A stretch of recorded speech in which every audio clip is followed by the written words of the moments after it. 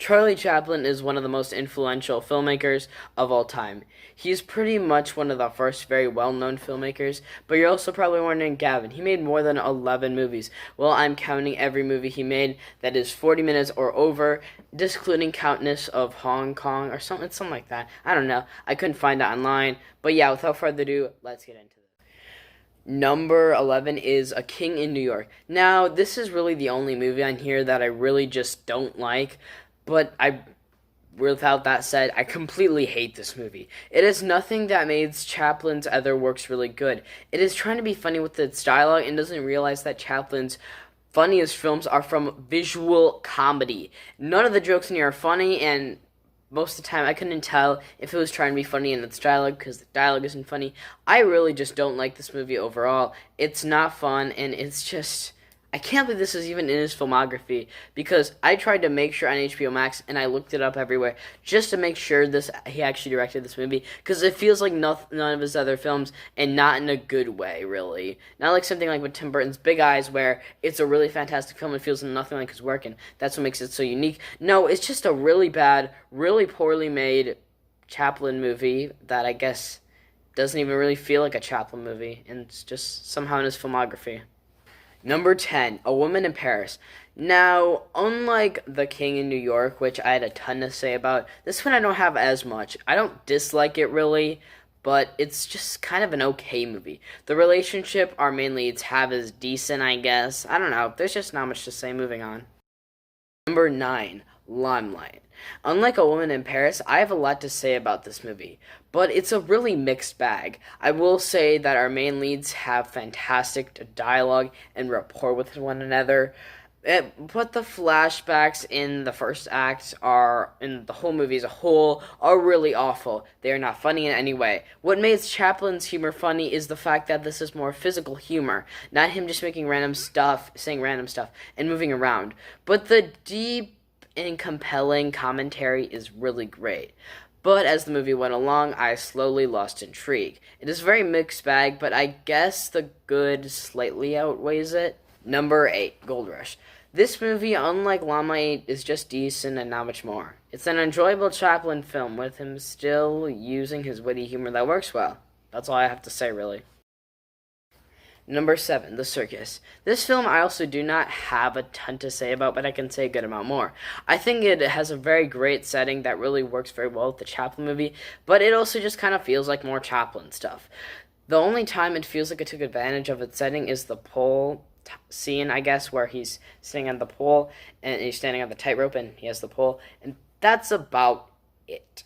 It's a very good and enjoyable fun time, but Chaplin's movies always feel like they are saying something deeper, but this one just kind of feels like it's just trying to be an enjoyable film, and I guess that's fine, but I think a lot of Chaplin's other more deeper films are a lot better than this one. Number 6, Pilgrim. I think one of the best parts about this film is the fact that the main lead is not really that good of a person. He's a fugitive, and that makes him more of a different character than any of the other main leads in Chaplin movies. Chaplin, of course, is just hilarious, but my main flaw, even if he has a different background than other Chaplin characters, he still acts very goofy, like a Chaplin character, which held it a good amount back for me. But besides that, I really enjoyed it. Number 5.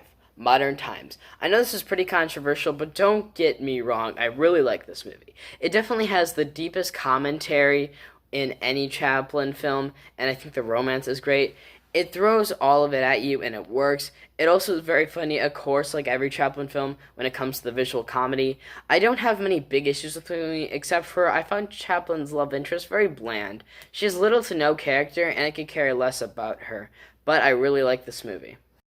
Number 4, The Kid. This is probably the most entertaining Chaplin movie. It's so fun, and you can tell that he really knew how to entertain the audience in his first feature-length film.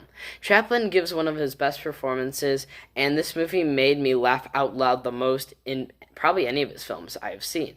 But I don't really like the way people kind of run this movie. I know it's kind of a nitpick, and I know it's supposed to be for comedic effect, but it didn't really work for me. But besides that, it's a very enjoyable movie. Number 3, City Lights. Honestly, I feel like Chaplin's character is probably the best one in this movie. Unlike a good amount of them, he has more of a clear motive. Chaplin's character in films such as Circus, The Kid, and Gold Rush do not really have much of a motive. He has a motive to save enough money to help this girl he's in love with. He is the most likable Chaplin character. Number 2, The Great Dictator. I just want to say before I start this that I can completely understand of why this would offend people. Making a spoof off of Hitler is not going to appeal to everyone. But honestly, this movie I found very funny. This is honestly Chaplin's funniest performance. Also, this is probably the second best shot Chaplin movie. The way the camera moves is pretty great. Like I said, I understand why people would find this movie very offensive, but I found it very funny. I, of course, do not support anything Hitler has done at all, but I think this movie does not really shows the stuff that would be too offensive, at least not for me, and it really got a laugh out of me personally. But like I said before, I get it if you find this movie very offensive. Coming in at first place is Monsieur Verdox, I think is how you pronounce it. This is honestly the Chaplin film that feels like it's trying to be just a completely great film. This is definitely Chaplin's best performance. He kills it at being evil and funny at the same time. It has probably the darkest sense of humor in a Chaplin movie, and I think this is definitely the best shot out of all his films. It tries to be funny, but it's also a very dark movie at the same time, and I think that's why I like it. So you guys, that is the video. Make sure to like and subscribe. I will see you guys in the next one. Bye.